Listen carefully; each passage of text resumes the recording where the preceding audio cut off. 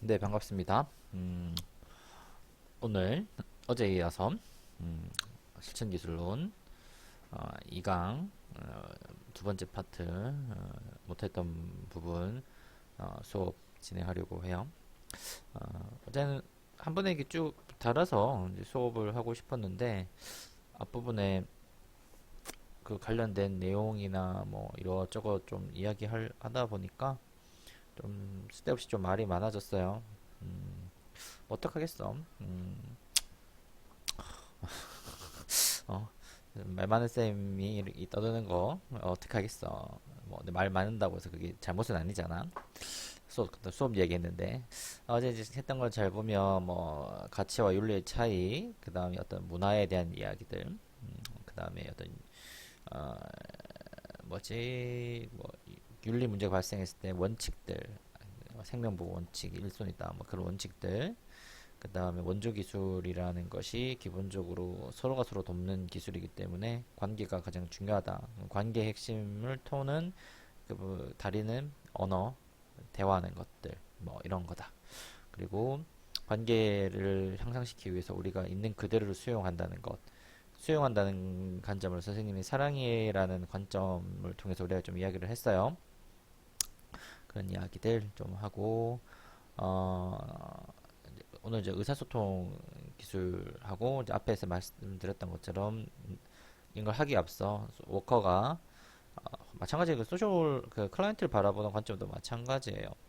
우리가 클라이언트 워커 안에서 이렇게 네 가지 영역으로 보기도 하지만 클라이언트도 워커가 모르는 부분 뭐 이런 네 가지 부분이 기본적인 네 가지 부분이 있다고 하면 그런 것을 찾아내고 이해하는 것이 관계를 어, 증진시키는데 굉장히 중요한 의미가 있다라고 생각을 됩니다. 그리고 자기 노출을 하는 이유 정도에 대해서도 잠시 이야기를 했습니다. 그리고 상담 준비 단계에서 우리가 뭘 해야 되는지 어, 사실 보통 상담을 준비를 할때 클라이언트는 기대를 하게 되죠. 여러분들도 수업을 하기 앞서 이번 학기 수업을 하기 앞서서 이번 학기 수업은 어떻게 진행될까, 뭘 배울까, 선생님이 뭘 같이 이야기해 줄까 그런 기대를 하잖아.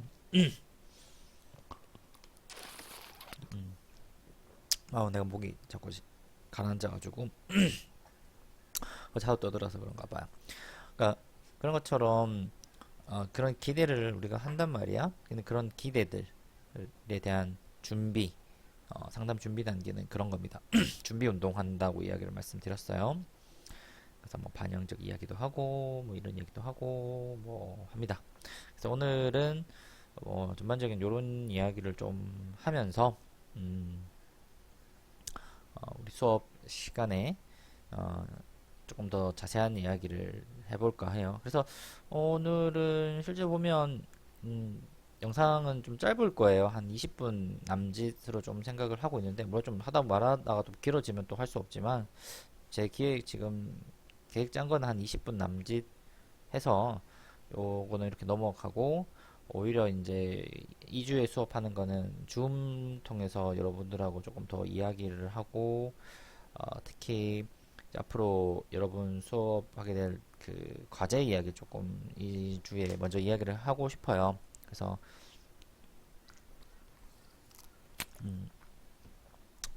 그래서 이번 주 3주차 수업은 좀 짧게 시작한다고 생각하고 진도를 진행하도록 하겠습니다.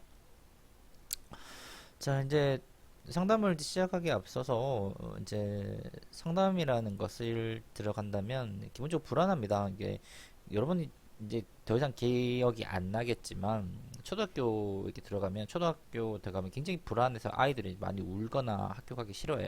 그러니까 혹시 주변에 조카들이나 동생이 있으면 1학년 애들이 학교 가기 때문에 엄청 불안해합니다. 막 어떻게 해야 될지 모르고 막 집에만 있다가 애들 만나는 거, 선생님, 학교 가는 모든 것들을 불안해요. 아마 여러분들도 그걸 기억나는 친구도 있을 수도 있고 없을 수도 있고 한 2, 3학년 좀 올라가면 좀 덜한데 1학년 유치원에서 1학년 가는 애들은 그런 게 좀 심하죠. 마찬가지로 기본적으로 이게 우리가 갖고 있는 불안이 있어요. 불안. 이 불안에 대한 이야기는 선생님이 제가 인행사 시간에 정신욕동하면서 좀 했습니다. 그래서 여러분들이 이 불안에 대한 어떤 철학적 내지는 어떤 심리학적 관점에 대해서는 인행사 시간의 정신욕동을 보면 조금 더 불안이라는 것에 대한 이야기를 좀 찾아보면 좋겠어요, 여러분들이. 또 이야기 또 하면 또 한참 길어지잖아. 못해. 다시 말하지만 이 과목은 인행사나 개론을 듣고 실천론을 듣고 왔다는 걸 가정하고 수업을 하기 때문에 쌤이 모든 걸 다 해줄 수는 없습니다. 다행히 얼마 다행이야. 쌤이 영상을 찍어놨기 때문에 쌤 유튜브 가서 이게 뭐 인행사 정신욕동 이쪽 보면 불안 영역에 대해서 제가 설명해 본 부분이 있어요. 어쨌든 불안이라는 게 시작이 되고 클라이언트 불안은 기본적으로 양가 감정이죠. 양가 감정이 그거잖아. 뭐지? ambivalent feeling인가? 아마 그런 거예요. 그러니까 ambi가라는 게 이게 두 가지라는 거잖아. 이게 영어로 보면 뭐 이런 거예요. 이렇게 보면 양가 이렇게 보면 이게 여러분들이 이제 이거를 여기 있나? 여기가 없네. 여러분들이 양서류 할 때 이거 써요. amphibious 뭐 이런 거 쓰잖아. 이 단어를 씁니다. AMPI 이 어원을 써요. AMPI라는 말을 어원을 쓰거든요. 여기 보면 양서류 같은 보통 우리가 두 개라는 뜻이에요. 영어로든 초보과 단어 AMPH amphi라고 있잖아. 양쪽 다르, 양상성 이런 의미예요. amphi라는 말이 amphibious. 그러니까 우리가 양가 감정도 이런 어원을 씁니다. 같이. 그러니까 두 가지 함께 서 있다는 거예요. 두 다리가 발이 두 개인 것처럼 이 양쪽에 다 서 있어요. 그러니까 양서류라는 것이 물에도 있고 바깥에도 있어 양서류라고 하는 것처럼 양가 감정이라는 것이 이렇게 물과 바깥에 서 있는 것처럼 여기 말한 건 희망과 여기 지금 말하는 희망이라는 땅과 의문이라는 물에 함께 이렇게 두 다리를 서 있다는 거예요. 이게 양가 감정의 기본 원리입니다. 아시겠죠? 당연히 뭐 사회복지사도 불안해요. 어떤 사람이 올지, 내가 잘 알아낼 수 있을지, 뭐 이런 저런 고민들. 대부분의 클라이언트 사회복지사 양가 감정을 다 가집니다.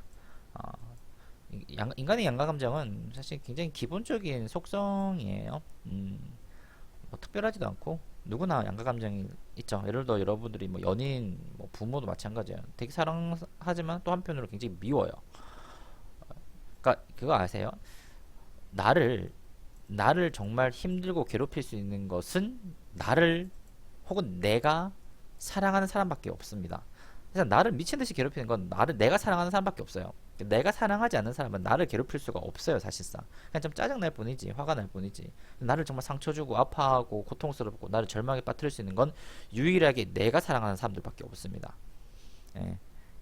그러니까 이 양가 감정이라는 것은 그런 거예요. 사랑하지만 동시에 고통을 받는 것들. 우리의 인간의 관계, 가족과 연인, 친구의 관계는 언제나 그래요. 그래서 여러분들이 가족이나 친구나 이런 유의 사람들이 언제나 좋다라고 생각하는 건 사실상 좀 이상한 거예요. 그건 어쩌면 여러분들이 자기 감정을 속이는 경우도 있고, 아니면 정말 그 가정의 어떤 누군가가, 가족이 아닌 누군가가 여러분을 위해서 굉장히 많은 걸 희생하고 있다는 뜻이기도 해요. 그럴 수가 없거든요. 가족은 언제나 서로를 상처 줄 수 있는 근원이 됩니다. 왜? 인간은 그러세요. 인간이 사랑하는 사람만이 나를 상처 줄 수 있기 때문에. 그래서 가족 간의 관계, 우리 아침 드라마나 가족 드라마를 보면 그렇잖아. 가족 간의 다툼, 싸움, 분노 이런 걸 극복, 승화하면서 사랑이 다시 견고해지고 그런 거예요. 그러니까 여러분이 가족이 나한테 뭔가 힘들게 하고, 물론 어떤 병리적 현상, 가족 안에 일어나는 병리적 현상, 문제 같은 것들도 있지만, 그거를 차치하고도 어느 가족이라도 문제는 있어요. 가족 역동이라는 건 가족이라도 문제가 있고, 가족 안에 서로의 어떤, 이해 안 되는, 그리고 일반 다른 가족과 비교했을 때 정말 좀 이상하다는 부분들이 다 있습니다. 없는 가족은 저는 없다고 봐요. 근데 그걸 어떤 식으로 극복하고 승화하고 조절해 나가는 것이 건강한 가족 생활의 한 방향이 아닌가라는 생각이 듭니다. 아마 이 수업 실기론의 한 7, 8강은 전부 다 이 가족 이야기가 될 거예요. 그때 가서 조금 더 가족에 대한 이야기를 서로 하도록 합시다. 자, 상담감 관련해서 염두에 두기 뭐 이런 게 있는데, 보통 이제 교과서나 이런 게 좀 옛날 책이죠. 그리고 제가 그때 말씀드렸던 것처럼 2019년 이후로 좀 많이 바뀌었어요. 저는 그렇게 생각해요. 요즘 누가 학소해, 누가 신체적 접촉합니다. 이게 코로나 이후에, 그러니까 질병 이슈가 있기 때문에 사실 이런 것을 더 이상 제가 교과서에서 있다고 해서 여러분들한테 뭘 가르치고 하는 게 무슨 의미가 있나 싶어요. 그냥 이런 읽어는 보세요. 이렇게 읽어는 보시지만 실제적으로 지금 질병이 창궐하고 있는 이런 시점에서 뭐 대놓고 클라이언트를 처음 만나서 악수하고 싶으세요? 저는 죄송하지만 악수하고 싶지 않아요. 예. 내가 그 사람한테 질병을 퍼뜨릴 수도 있고 그 사람이 한테 질병을 퍼뜨릴 수 있는 이런 관계에서 신체적 접촉이나 악수나 포옹이나 어떤 이때까지 우리가 2019년까지 해왔던 모든 것들에 대한 생각은 다시 재정립돼야 된다고 저는 생각합니다. 그래서 책에서 나왔던 어떤 이런 것들은 아직 시간이 안 바뀌었기 때문에 그렇지 현실적으로 지금 복지관에서 뭐 이런 걸 한다? 글쎄요. 저는 이해되지 않고 제가 만약에 복지관 관장이면 절대 하지 말라고 시킬 겁니다. 이거는 서로를 위해서예요. 서로를 위해서. 그래서 이런 내용은 넘어갈게요. 별 불필요한 내용이니까. 자, 목이 조금 아파서 좀 계속 물을 마시면서 할게요. 죄송해요.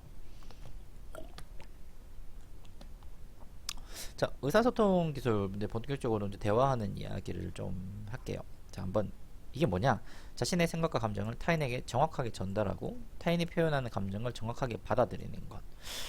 뭐 굉장히 뭐 심플하고 뭐 괜찮을 것 같아요. 뭐 아무 문제 없이 넘어가면 되지라고 생각하지만 이게 참 힘든 이야기입니다. 힘든 이야기.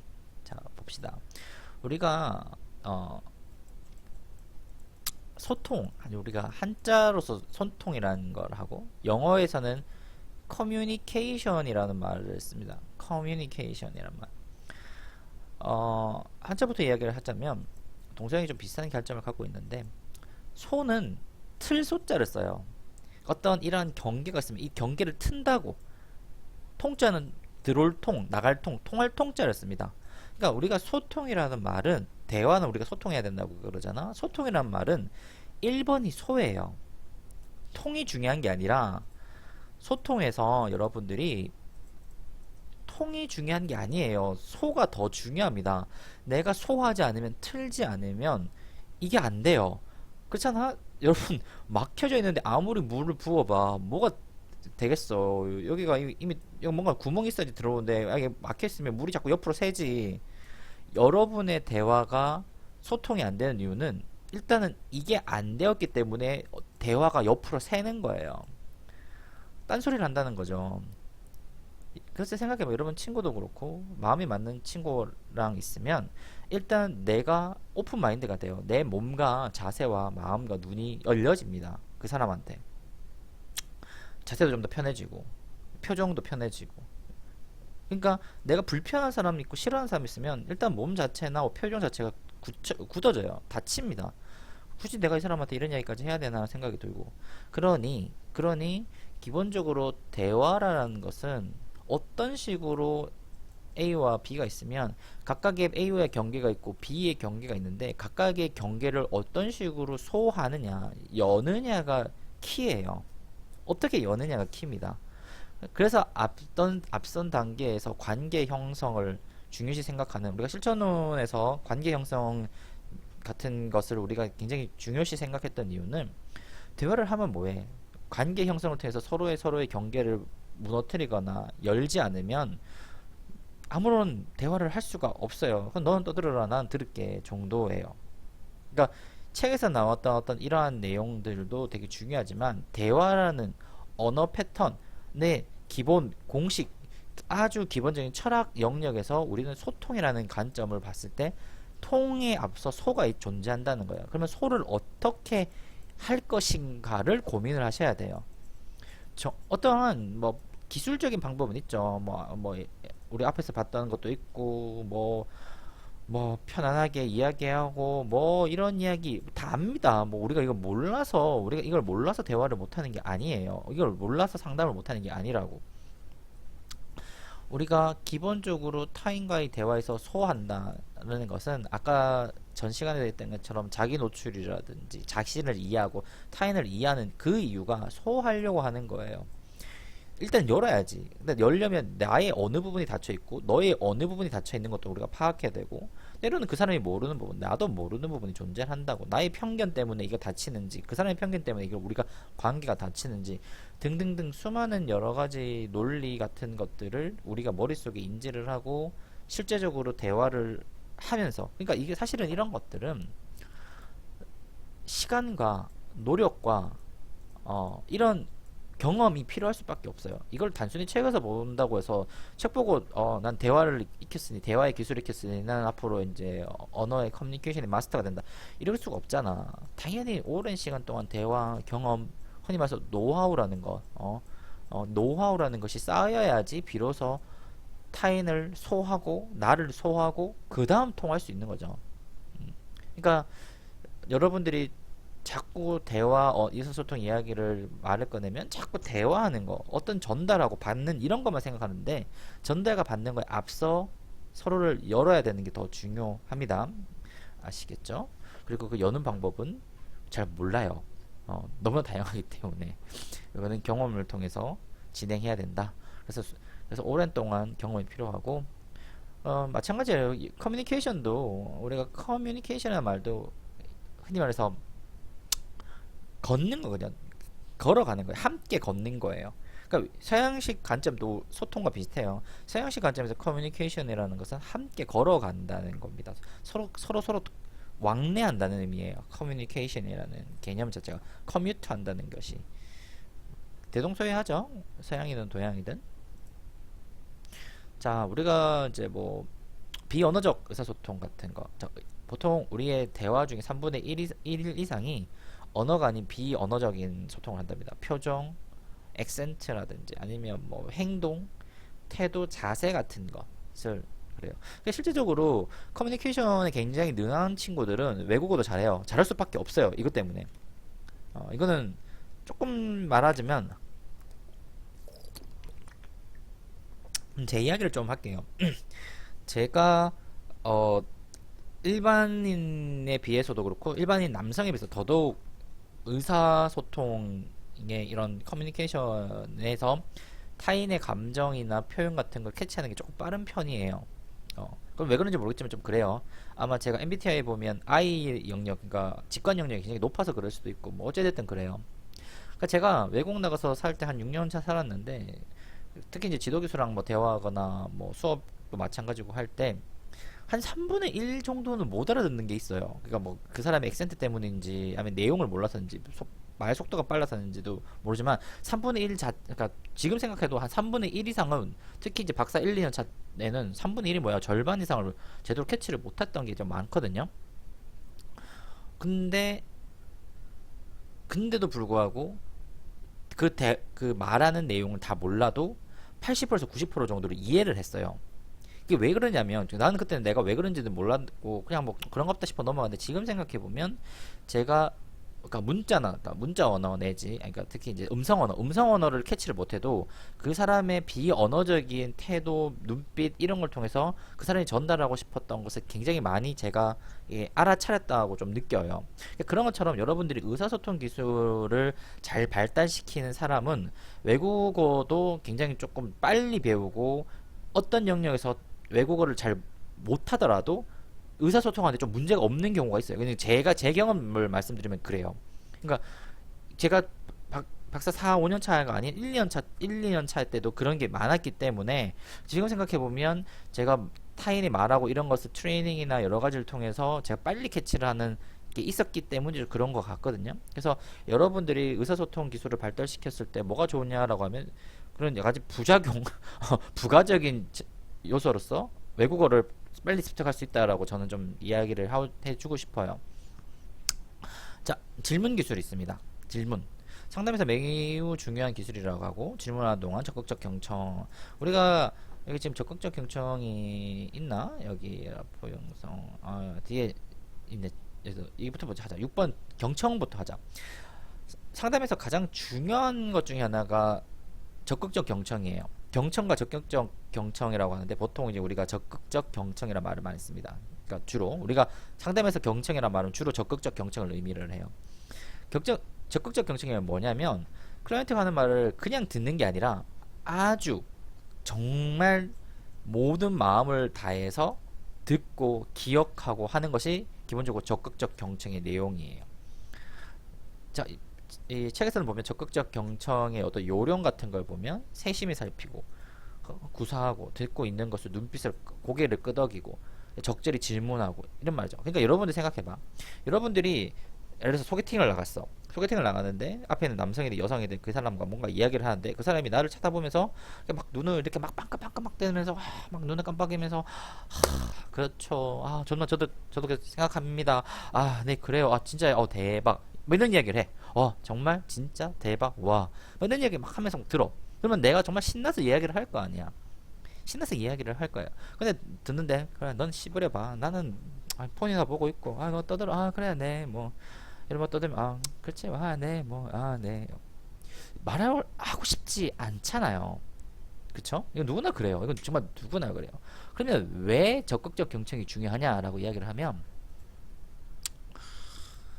만약에 클라이언트가 있고 이제 워커가 있어. 소셜 워커가 있으면 말을 함으로써 내가 어떤 것을 함으로써 일단 1번 말을 함으로써 이 사람은 치료가 됩니다. 그게 어떤 형태든 무언가 말을 꺼냄으로써 인간은 기본적으로 치료가 될 확률이 굉장히 높아요. 1번. 두 번째, 내가 말을 하는 나의 말이 타인을 소호한다. 타인의 경계를 허물어 준다. 즉, 그 사람이 나를 편견 없이 받아들인다는 마음을 인지를 할 때 나는 또 치료가 됩니다. 아시겠어요? 그러니까 적극적 경청이라는 건 기본적으로 이 사람을 치료하기 위한 거예요. 그러니까 첫 번째 그 사람을 말을 하게끔 만들어야 되고 두 번째 그 사람이 그러니까 클라이언트가 워커의 경계를 뚫어서 워커한테 마음을 전달한다, 소화한다는 느낌을 주는 것이 치료가 되는 거예요. 그러니까 나의 말이 굉장히 뭔가 논리적이고 괜찮고 다른 사람한테 이해시켰다. 이런 것들이에요. 이게 사람을 치료하게끔 만듭니다. 누군가가 나한테 우리 전 시간에 했죠. 공감하게 만드는 거. 내가 당신에게 공감함으로써 이 사람이 이러한 느낌을 전달할 수가 있는 거예요. 이거는 마치 내가 그 사람한테 힘든 사람한테 가서 포옹해주고 잘했다고 괜찮다고 말하는 것보다 더 효과적일 수도 있어요. 아시겠어요? 그러니까 적극적 경청이라는 것은 그래서 되게 중요해요. 타인의 말을 들어주고 타인의 말이 정말 나한테 와닿아서 내가 함께 공감해주고 내가 갖고 있는 이 어느 편견 같은 거를 걷고 받아들이는 거. 우리 지난 시간에 내가 절벽 이야기 했잖아. 이게 막 절벽 이야기 막 했잖아. 이 절벽을 막 절벽을 뛰어가는 한 사람이 있어. 한 사람이 있다고. 대화라는 것은 내가 적극적 경청이라는 건 이 사람이 이렇게 점프해서 빡 뛰어서 이렇게 해서 딱 매달렸는데 적극적 경청이란 건 이 사람이 나한테 와서 손잡아 주는 거예요. 내가 진짜 죽을 힘을 다해서 이 떨어지지도 않고 겨우겨우 여기 매달렸는데 한 손으로 이렇게 뭐 억지로 매달렸는데 이 사람이 나를 본체만처해. 그러면 내가 올라갈 맛이 안 나잖아. 올라가도 이 사람 나 안 좋아할 건데 근데 이 사람이 잘은 모르지만 나한테 달려와서 한 손으로 이렇게 내밀어서 내 팔을 잡아줬어요. 그때 여러분 나 살았다. 앞으로 살 수 있겠다라는 느낌이 들지 않나? 그죠? 적극적 경청이란 그런 의미를 줍니다. 아시겠어요? 정말 힘들게 절벽을 달려서 점프해서 왔는 사람한테 겨우 한 손으로 절벽에 매달린 사람한테 한 손 내지 두 손을 뻗어서 손 잡아주는 것. 이것이 적극적 경청이다. 여러분 그렇게 좀 아셨으면 좋을 것 같아요. 되게 중요해요. 정말 중요합니다. 그래서 제가 수업을 열심히 하는데 여러분이 내 말을 경청하지 않고 딴짓해. 난 얼마나 상처받겠어. 그리고 다른 수업도 마찬가지야. 선생님들이 수업을 하는데 여러분 경청 안 하고 해. 그럼 여러분은 그런 사람이에요. 정말 내가 이렇게 달려가지고 절벽에 점프해가지고 탁 이렇게 했는데 여러분은 내 손을 쳐다보지 않고 스마트폰 보고 있는 사람이라는 거야. 다시 말하지만 여러분들이 적극적 경청은 하나의 연습이에요. 내가 적극적 경청을 못한다는 말은 여러분 앞으로 삶에서 연인, 부모, 자식한테도 적극적 경청을 못할 가능성이 높습니다. 높아요. 왜 그러냐? 진짜 근데 이런 말을 제가 할게요. 인간의 심리적으로 봤을 때 사랑이 있고 사람이 있어요. 여러분 그런 말 하잖아. 사랑이 어떻게 변해? 막 이런 말 하잖아요. 사랑은 원래 변해요. 왜? 사랑은 인간의 어떤 감정, 호르몬 작용, 주로 도파민이죠. 호르몬 작용, 맥락의 변화, 외모의 변화 등등등등 때문에 사랑은 언제나 변합니다. 사랑이 고유하다고 믿는 사람은 제가 봤을 때는 멍청하거나 정신병자거나 둘 중에 하나 같아요. 사랑은 변해요. 그건 너무 당연한 겁니다. 사람은 잘 변하지 않아요. 이게 되게 무서운 이야기예요. 사랑은 변해도 사람이 잘 변하지 않아요. 그래서 여러분들이 그런 생각을 하잖아. 나랑 처음 사귀었을 때는 저 친구가 나한테 뭐 엄청 연애 초반기에는 잘해주고 막 하는데 왜 시간이 지나면 왜 저렇게 막 이상하게 행동하지? 막 사랑이 변한 거 아닌가? 막 이런 이야기를 하죠. 아니에요. 그냥 그 사람은 이렇게 왔다가 이렇게 보죠. 이게 사랑이라면 이게 사랑이면 이건 시간이에요. 시간의 흐름에 따라 사랑이 이렇게 왔다가 이렇게 다시 내려가요. 왜? 이게 사람이거든. 자기의 습성. 이렇게 돌아오죠. 이게 무슨 효과? 회귀 효과예요. 회귀. 통계에 말하는 회귀 효과예요. 회귀에 따라서 인간의 사랑은 이렇게 사람의 습성으로 다시 돌아옵니다. 이게 기본이에요. 이게 사랑과 사람에 대한 기본 관점이죠. 즉, 여러분들이 적극적 경청이라는 하나의 태도, 자세, 방법을 몸에 안 익혀 주시면 여러분은 누구를 사랑하더라도 원래 원래 나, 즉 적극적 경청을 못하는 원래의 나로 돌아와요. 그리고 여러분의 관계는 그렇게 파탄이 납니다. 먼 미래에는요. 뭔가 대화가 되지 않는 아빠, 엄마, 뭔가 시간이 지나서 내가 무슨 말만 하면 짜증내거나 회피하는 연인, 뭔가 지 말만 하고 있는 친구들, 주변에 한 번씩 있지 않나? 초반에는 안 그랬을 거예요. 일정 시점 어떤 환경에서는 안 그렇지만 시간이 지나면 원래 나로 돌아오기 때문에 그래요. 원래의 나. 근데 이 원래의 나가 이런 나였다면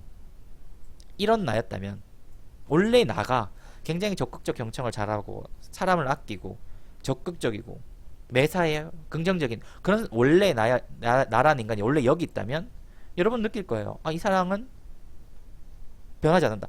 즉 주변에 혹시 어떤 연인이 사랑이 변하지 않고 내가 내 여자친구 남자친구는 진짜 처음과 끝 똑같은데 아니에요. 처음과 끝 똑같은 게 아니라 원래 그 사람이 그랬기 때문에 그런 겁니다. 사랑은 변했지만 사람이 변하지 않았는데 마치 그 사람이 그 간격이 굉장히 좁을 뿐이에요. 여러분 착각하면 안 돼요. 그렇기에 여러분들은 부단히 여기에 있는 나를 이렇게 끌어올리실 필요가 있다는 거예요. 이게 자기 발전입니다. 이것이 나의 발전이에요. 이것이 나의 성장이라고. 그래서 성장하지 않는 인간은 언제나 그런 삶을 살 수밖에 없고 부단히 자신을 이끌어 나가고 성장하는 인간은 더 나은 미래를 경험하게 된다는 거죠. 아까 말씀드렸잖아요. 제가 언어 패턴을 잘 성장을 하게 되면 심지어 외국어도 잘하게 된다고. 근데 나는 그렇게 살아왔다니까. 여러분 스스로를 성장시켜 주셔야 돼요. 그래야지 더 나은 삶과 더 나은 미래가 여러분들을 기다립니다. 생각보다 너 좀 길어지네. 근데 항상 말이 많아서 이 문제야. 자, 그랬을 때 적극적 경청에서 하나의 방식이 뭐다? 질문하는 겁니다. 질문하는 거. 질문하는 사람. 우리가 질문한다는 것은 적극적 경청의 영역에서 질문한다는 것은 내가 네 말을 이해하고 있고 따라가고 있고 확인하고 있다는 것을 그 사람한테 증명해 보이는 거예요. 보여주는 거라고요. 그래서 친구가 내가 어제 너무 힘들었고 왜 막 듣고 있다가 그럼 이렇게 말하지. 진짜 근데 왜 힘들었어? 어디가 제일 힘들었어? 세 가지 이벤트 중에 뭐가 너한테 제일 힘들게 해? 이렇게 질문하면 이 친구가 안심을 해요. 이 사람이 내 말을 정말 잘 따라와 주고 있구나. 내가 진짜 그럴듯하게 말을 하고 있구나. 나는 괜찮은 인간이구나. 라는 안심을 줍니다. 여러분도 굉장히 안전한 공간에서 이렇게 있으면 마음이 좋잖아. 편안하잖아. 그런 거예요. 내가 누군가에게서 그런 질문을 받는다는 건 나를 안심하게 만들어주는 거예요. 그래서 수업 시간에 내가 여러분 질문 있나 했을 때 여러분 질문하지 않으면 내가 불안한 거야. 내가 안심이 안 돼요. 니들이 얼마만큼 따라와 줬는지 뭘 안 오는지 모르니까 대답을 안 하기 때문에 내가 안심이 안 되고 내가 불안하니까 짜증만 나요. 짜증이 나는 거야. 내가 안심이 안 되기 때문에. 그래서 학생이 교수한테 선생님한테 질문하게 되면 교수는 안심하게 돼요. 이 원리에 따라서. 아시겠어요? 그러니 여러분, 누군가를 사랑한다는 마음을 표현한다면 질문하세요. 대답하려고 하지 말고 질문하세요. 오늘 뭐 했어? 어제 뭐 했니? 진짜? 어디 갔어? 뭐 먹었어? 뭐가 맛있었어? 왜 맛있었어? 이런 질문을 하세요. 얼마나 맛있었어? 연인끼리 이런 질문을 하시라고요. 그래서 연인이 안심하게 돼요. 어. 특히 여기 듣는 남학생들, 대답하려고 하지 마. 질문하라고. 너 니들 대답을 원하는 게 아니야. 질문하세요. 뭐 해? 어제 뭐 했는데? 뭐 재밌는 이야기 없어? 뭐 이런 것 질문하세요. 그래야지 연인이 당신에게 안심하고 사랑을 느낄 겁니다. 잠깐 이게 내가 지금 사랑학 개론을 가르치는 건 아닌데 내가 자꾸 다른 예시를 들어주면 여러분들이 제가 안 들어 안 듣고 자꾸 딴소리를 하고 내가 이 예시를 들어주면 그렇게 이렇게 눈을 반짝이면서 이렇게 듣더라고. 그래 많이 사랑해 얘들아. 서로 사랑하고 러브. 러브 이즈 굿 이런 표시하는 회사가 있지. LG가 보통 러브 이즈 굿 이런 거 많이 쓰잖아. 나 LG랑 아무 관련 없어. 내 친구 중에 LG 다니는 애가 없고 뭐 이래요. LG 패션 다니는 친구 있다. 근데 LG 패션이나 LG 전자는 좀 다른 회사예요 기본적으로. 어쨌든 질문하는 건 그런 의미가 있습니다 여러분. 그래서 좀 질문하세요. 그리고 제가 이번 학기 그 인행사 수업을 하면서 첫 강의에 제가 왜 질문이 여러분 삶을 바꾸는지에 대해서 OT 때 이야기 했거든요. 혹시 그 관심 있는 친구들은 인행사 수업에서 왜 질문이 의미 있는가, 질문하는 인간이 왜 더 나은 삶을 살 수밖에 없는가에 대한 강의가 있으니 혹시 심심한 친구들은 제 인행사 강의를 한번 찾아 1강을 들어보시는 걸 추천드립니다. 자, 실전 기술론에서는 질문은 크게 한 두 가지 정도로 나눕니다. 먼저 개방형 질문과 당연히 폐쇄형 질문이 있겠지. 뭐 이렇게 하겠죠. 클라이언트에게 자유롭게 표현하게 하고 뭐 하는 거예요.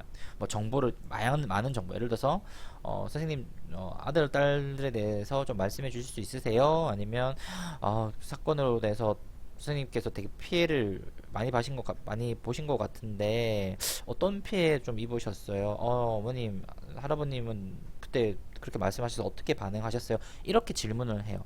근데 이게 개방형 질문을 하면 좋긴 좋은데 문제는 개방형 질문을 못 받아들이는 클라이언트가 있어요. 자신의 감정을 언어로 표현하는데 익숙하지 않은 사람들이 어떤 위협이나 불안처럼 느낄 수도 있어요. 뭐 어떤 폭행을 당한 클라이언트라든지 학대받은 클라이언트 아니면 굉장히 오랜 시간 동안 타인과의 대화를 단절돼서 말을 하는 것이 좀 불편한 클라이언트 그런 분들한테는 당연히 이런 개방형 질문보다는 폐쇄형 질문이 좀 낫습니다. 폐쇄형 질문이라는 건 딱 쉬워요. 예, 아이고 예, 아니요, 1, 0 자녀가 모두 몇 명이지가 아니라 자녀가 총 뭐 3명인가요? 피해 보셨나요? 어디 가셨어요? 아니면 뭐 어디 뭐 폭행을 당하셨나요? 경험하셨나요? 이렇게 예 맞습니다 아닙니다 이런 식으로. 그러니까 폐쇄형 질문을 할 것인가 개방형 질문을 할 것인가에 대해서는 상담자가 굉장히 민감하게 클라이언트를 잘 파악해야 됩니다. 얼마나 파악하기 잘 하느냐에 따라서 질문 선택. 그러니까 제가 전 시간에도 이야기했죠. 실전 기술로는 과학과 예술, 술의 영역이 존재한다고. 어떤 식으로 질문해야 되고 어떤 클라이언트는 폐쇄형 질문해야 되고 어떤 클라이언트는 개방형 질문을 해야 된다는 매뉴얼이 없어요. 사실은 정해져 있지 않다고요. 아시겠어요? 범인을 치료하는 영역이 아니에요. 기본적으로 클라이언트를 치료하려고 하는 방식이기 때문에 여기에는 명확한 어떤 특정 방법, 매뉴얼, 이 사람은 몇 살 누구 어떤 이벤트를 겪었다 이때는 이런 질문해라 누구 너한테는 이런 질문해라 이런 게 존재하지 않는다는 뜻이에요. 물론 기본적인 큰 틀은 있죠. 큰 틀 예를 들어서 어떤 뭐 학대받은 노인이나 아동한테는 개방형 질문보다 폐쇄형 질문을 하는 것이 더 효과적이다. 뭐 이런 기본적인 틀은 있지만 그 틀대로 할 수도 없고 때로는 그 틀을 넘어서서 반드시 개방형 질문으로 해야 될 때도 있기는 합니다. 아시겠어요? 그러니 이것을 정하고 결정하고 선택하는 것은 상담자의 어떠한 노하우와 술의 영역이에요. 아시겠죠? 지식의 영역은 그러니까 뭐 지식의 영역도 필요하지만 술도 굉장히 필요하다. 주로 선택의 영역에 있어서는. 그래서 사회복지를 과학과 예술의 짬뽕이다. 라는 이야기를 하죠. 자, 질문도 중요한 건 이제 아까 제가 잠시 이야기했는데 무엇에 대한 질문을 하는 거지 왜라는 질문을 하지 마세요. 이제 예시를 한번 볼게. 선생님 지금 가정에 무슨 일이 일어나고 있죠? 선생님 지금 알코올 문제로서 이렇게 계속 힘드시는데 좀 이 문제를 해결하기 위해서 선생님이 할 수 있는 건 무엇인가요? 선생님 지금 일자리 찾기 위해서 저한테 와셔서 이야기하고 있는데 지금 현 상태에서 조금 더 좋은 직업으로 일자리를 찾으려면 어떤 일이 좀 준비를 해야 될까요? 이렇게 질문하는 것과 선생님 그거 왜 일어났어요? 어, 이거 지금 알코올 문제 끊기 위해서 오셨는데 그럼 알코올 술 왜 드셨어요? 선생님 지금 취업하시려고 이직하려고 하는데 이직 왜 하시려고 하세요? 이렇게 왜라고 질문을 하게 되면 이게 되게 위협감을 줍니다.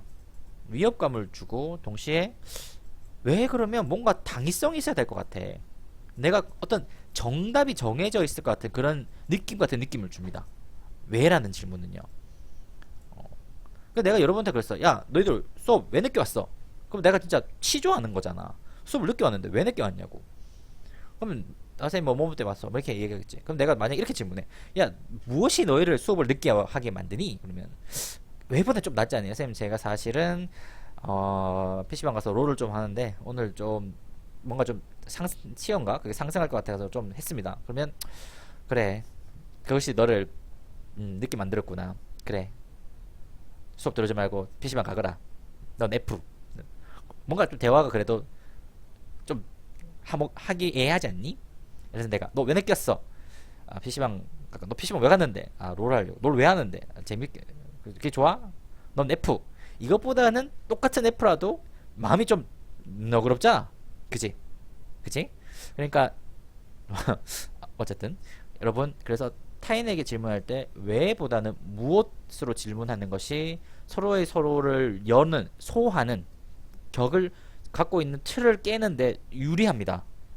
물론 왜라고 질문할 때가 있죠. 당연히 왜라는 것을 알아야 될 때는. 그러나 정보를 습득할 때가 아닌 감정을 다루거나 그 사람과의 어떤 관계 증진을 위해서는 가급적 왜라는 질문을 하지 마세요. 남친구 여자친구가 뭐 저녁에 좀 늦게 와. 야, 너 술 왜 마셨어? 라는 말보다 야, 너 무엇이 말은 좀 웃기지만 무엇이 너를 그렇게까지 늦게까지 만들었니? 뭐 좀 웃긴 질문을 해. 그러니까 너 술 마셨는데 내가 술 마신 거 좀 늦게 와서 좀 기분이 좀 나도 좀 마음이 좀 걱정이 된다. 우리가 다음에 조금 이런 걸 하기 위해서 우리가 서로의 감정을 안 상하기 위해서 무엇을 할 수 있을까라는 정도가 너 술 왜 마셨어? 왜 늦게 왔어? 라는 질문보다는 서로의 감정을 안 상하는 방법이 아닐까라고 생각은 해요. 이게 그래요. 그러니까 여러분 생각해 보면 이제 여러분도 이제 20대고 사랑을 하고 이렇게 성인이니까 여러분 지금 만나고 있는 연인과 한 뭐 잘 모르겠지만 물론 제 주위에는 한 십몇 년 연애하고 결혼하시는 분도 있어요. 대학교 1학년 때부터 한 두 분 정도 계시는데 누군지 말하려도 말할 수 있어요. 근데 보통 제가 아는 한 1000명 중에 999명은 다 20대 때 만났다, 20대 초반에 만났다 연인들 다 언젠가 다 헤어집니다. 우리가 누군가 만나서 헤어진다는 건 어쩌면 자연스러운 거죠. 그러면 이 자연스러운 헤어짐의 영역에서 가급적 좋은 추억과 좋은 만남, 좋은 기억을 남는 게 중요하지 않을까라는 생각은 해요. 물론 연인과의 관계가 헤어지고 연인뿐만 아니라 사람과 친구의 관계도 마찬가지예요. 여러분 막 손절하잖아. 친구의 관계도 헤어지고 하는 그 모든 영역에서도 타인의 마음을 그렇게 아프게 하는 것보다 왜 그랬어? 치조식으로 고통을 주는 것보다 조금 더 이렇게 여유롭게 비록 관계에 단절이 있다 손치더라도 그러한 공격적인 질문보다 조금 더 이렇게 서로를 자연스럽게 분리시키던 것이 먼 미래에서는 더 아름다운 추억이 되지 않을까라는 생각이 들어요. 이건 여러분의 선택이겠지만 그러니 가급적 저는 왜라는 질문보다 무엇, 어떻게, 언제라는 것을 활용할 수 있길 바랍니다. 아시겠죠? 주의점 이런 게 있으니 잘 보시고요. 라포 형성은 이제 뭐 다른 수업 시간에도 다른 과목에도 한 번씩 나왔어요. 라포라는 건 관계예요. 라포트라는 말은 우리가 보통 새벽주의나 심리상담, 뭐 의학 메디컬에서도 라포라는 말이 많이 씁니다. 라포트, 메이킹 라포트인데 기본적으로 내가 제가 실천론 시간에도 이야기했어요. 왜 관계 형성이 되게 중요한가? 내가 여러분 처음 만났을 때, 여러분 누군가를 처음 만났을 때, 소개팅 뭐 한다고 진짜 처음 만났을 때, 뭐 자신의 모든 이야기를 막 다 하지 않아요. 우리가 보통 한 두 번째, 한 세 번째 좀 만났을 때 조금씩 조금씩 이야기하지. 즉, 첫 만남에서 어떠한 관계가 형성됨으로써 그 다음 스텝이 진행됩니다. 그 다음이 늘어가는 거예요. 그러니까 스텝이 1 스텝, 2 스텝, 3 스텝, 4 스텝 있으면 우리가 중요한 거는 여기라고 생각하지만 사실상 여기가 준비가 안 되면 이게 진행이 안 돼요. 그러니까 내가 축구를 되게 잘해. 야구 엄청 잘해. 나 월드컵 하면 진짜 막 다 때려 박을 수 있어. 근데 예선은 통과해야 될 거 아니야. 그죠? 예선을 통과 못하면 뭐 본선에서 16강, 8강 뭐 어떻게 가? 그러니까 내가 라포 형성한다는 건 예선 통과하는 거예요. 그래서 너무 중요해요. 예선 통과 못하면 본선도 못 나가는데 내가 아무리 대화를 잘하고 질문도 잘하고 뭐 엄청 막 잘 들어. 근데 라포가 형성이 안 돼. 그러면 아무것도 못 한다고. 그러니 라포 형성하는 것이 되게 중요하다. 여기 보면 뭐 이런 이야기 많이 나와요.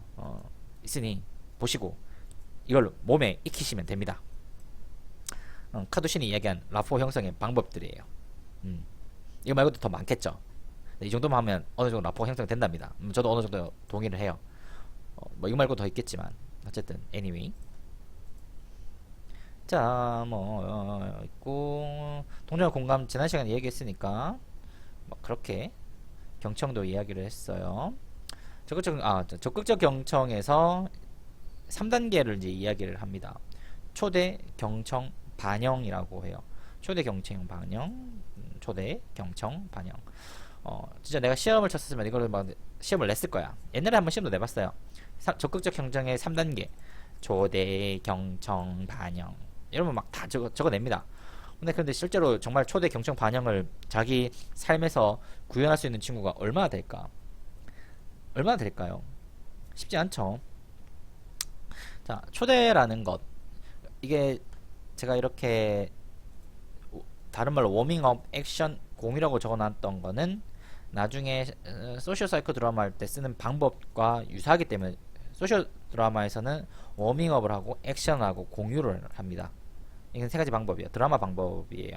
근데 앞에 초대, 경청, 반영은 사회복지 상담 방법이고, 근데 다른 영역이지만 두 개는 비슷하게 해요.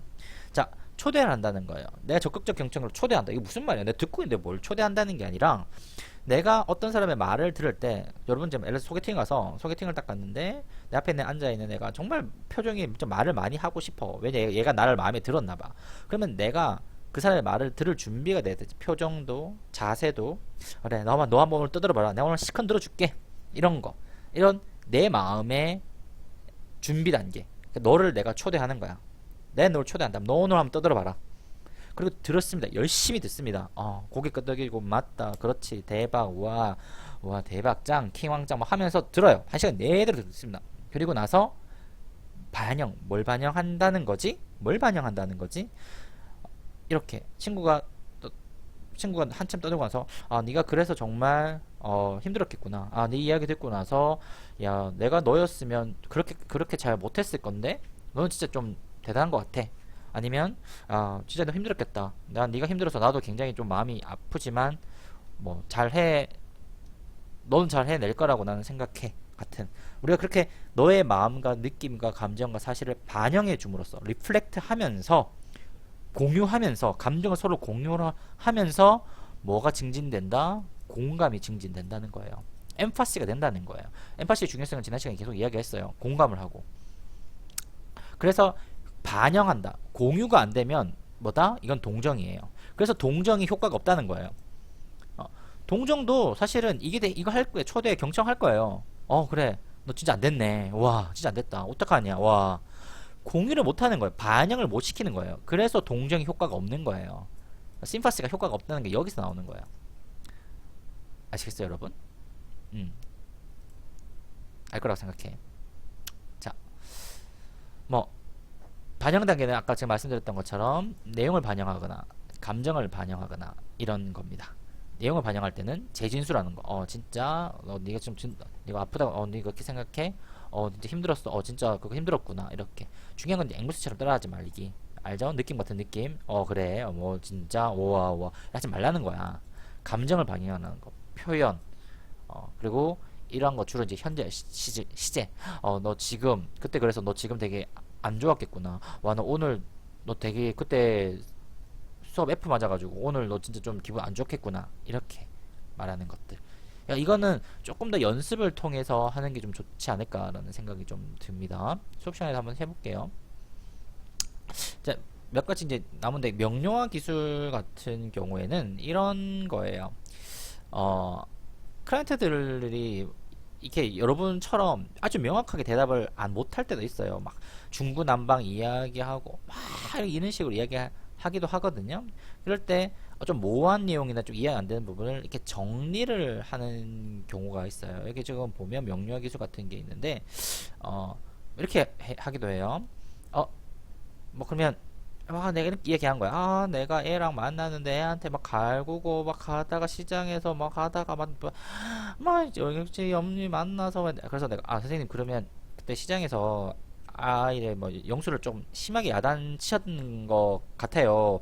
근데 어떻게 야단을 치셨어요? 뭐 때리셨나요? 이렇게 질문과 명료화를 같이 쓰는 거예요. 아시겠어요? 근데 뭐 이야기 내 인생도 끝나 어떤 뭐 더러운 세상. 선생님 지금 뭔가 좀 너무 힘들으셔가지고 이렇게 하시는데 막 어떤 일이 다 끝나서 뭐 혼돈됐다고 제가 느끼는데 좀 이해가 안 가는데 좀 구체적으로 좀 설명해 주실 수 있어요? 뭐 이런 식으로 여러분이 경청을 하지 못하면 명료화와 질문 기술을 쓸 수가 없어요. 그러니까 명료화 시켜주면 클라이언트도 자기가 가는 막 대화가 막 이렇게 막 중구난방됐다가 워커가 이해를 좀 정리를 이렇게 해주면 이 마음이 다시 이렇게 좀 따라옵니다. 그래서 이렇게 비스듬하게 이렇게 따라가요. 이렇게 아시겠어요? 이게 명료화 기술이에요. 뭐 요약도 비슷해요. 요약도 막 중구난방하는 것을 뭐 할머니 지금 그러면 예전에 뭐 하셨고 어제는 뭐 하셨고 지금 이 이야기 했는데 뭐 지금 하실 말씀은 이렇게 하는 게 맞아요? 라고 요약을 해주는 거죠. 사실 요약 기술은 여러분들 프레젠테이션 같은 거 할 때 교수님들도 한 번씩 하죠. 야, 네가 지금 이렇게 말하는 것이 이거 맞아? 뭐 이렇게 이런 거네? 라고 이렇게 요약을 해주시죠. 그러면 뭔가 갑자기 나도 머리가 이렇게 맑게 깨이는 느낌이 들잖아. 역시 교수님 짱 이러면서. 침무 몇 가지 이제 기술 더 있는데 계약 탐색 요런 거는 뭐 읽어보시면 아니고 뭐 바꿔 말하기는 환원 뭐 제가 듣기로는 뭐 이런 말 이게 말을 바꿔 하는 거예요. 앵무새처럼 따라하지 말고 아까 앵무새 따라하지 말고 이렇게 선생님 그렇게 막 사람이 막 클라이언트가 막 욕을 하거나 막 비속어를 막 쓰면 선생님이 그러면 이걸 좀 많이 짜증 나셨다는 말씀이세요. 이렇게 환원하는 것들을 말하고 피드백을 아시겠고 침묵은 조금 여러분들이 생각을 좀 하셔야 돼요. 침묵이라는 건 클라이언트가 어떤 식으로 이야기를 하다가 갑자기 막 말하다가 혹은 말하기 전에 삐 하다가 말할 수도 있고 뭐 한참 말하다가 갑자기 찌 할 수도 있어요. 말을 안 할 수도 있다고. 침묵한다는 건 여러 가지 의미가 있는데 예를 들어서 클라이언트가 그 생각을 정리하는 시간이 필요할 때도 침묵을 하기도 하고 때로는 클라이언트가 그걸 말하기 싫은 경우도 있어요. 정말 되게 말하기 싫다. 아니면 어떨 때는 하다가 뭔가 좀 기억이 나지 않아. 이때 워커는 기본적으로 클라이언트의 침묵을 옹호해 주셔야 돼요. 물론 그 시간이 뭐 몇십 분, 한 시간 이렇게 가지만 최소한 모르겠습니다. 대화를 하고 상담을 할 때 뭐 길면 뭐 한 1, 2분까지, 뭐 2, 3분까지도 클라이언트가 생각을 정리할 수 있는 시간을 줘야 되죠. 여러분도 그렇잖아요. 여러분도 컴퓨터나 스마트폰 너무 많이 쓰다 보면 막 안에 막 메모리가 뒤죽박죽 돼 있는 거를 한 번 좀 정리할 수 있는 시간이 필요하잖아. 그런 것처럼 인간의 감정 인지도 이렇게 막 뒤죽박죽되고 기억도 안 나고 뭐 이런 것에 대한 감정이 북받쳐서 막 울음이 나올 것 같은 이런 어느 순간에는 침묵이 필요하다. 침묵을 참아야 되는 거예요. 뭔가 상담자가 뭔가 해주고 싶고 말해주고 싶지만 참는 거예요. 그래서 그 사람의 생각이 정리되고 나오는 그 대사를 잘 캐치를 해 주셔야 되고. 아시겠죠? 뭐 요런 이야기, 요런 뭐 건데 나머지는 뭐 한번 쭉 읽어보세요. 뭐 쭉 한번 읽어보고 이런 기술들이 있다, 이런 게 존재하니 앞으로 상담을 할 때 여러분들과 함께 그런 개별 상담이라든지 아니면 드라마 이야기할 때 이러한 기술들을 여러분들이 얼마나 잘 쓸 수 있을지를 고민해 보셨으면 좋겠습니다. 아시겠죠? 오늘 이 정도 수업하고 또 다른 강에서 보도록 하죠. 안녕.